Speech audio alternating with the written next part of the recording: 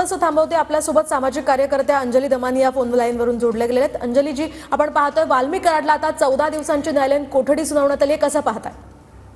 नाही, मला थोडंसं आश्चर्य वाटतंय, कारण यांचा पूर्ण तपास झाला असं, म्हणजे इतक्या पटकन त्यांना न्यायालयीन कोठडी का देण्यात यावी? कारण आत्ताच्या घटनेला त्यांची चौकशी, आता काल जो व्हिडिओ आलाय त्याच्याबद्दलची चौकशी पेंडिंग आहे. हे सगळं असताना त्यांना न्यायालयीन कोठडी का देण्यात यावी हा थोडासा प्रश्न पडलाय. पण याची आता मी आता डीजीना 1 तासात भेटणार आहे रश्मी शुक्ला यांना, आणि तिथे काय चाललंय हा प्रश्न खरंच विचारायचा आहे की सगळंच यांचं कॉम्प्रोमाइज आहे का?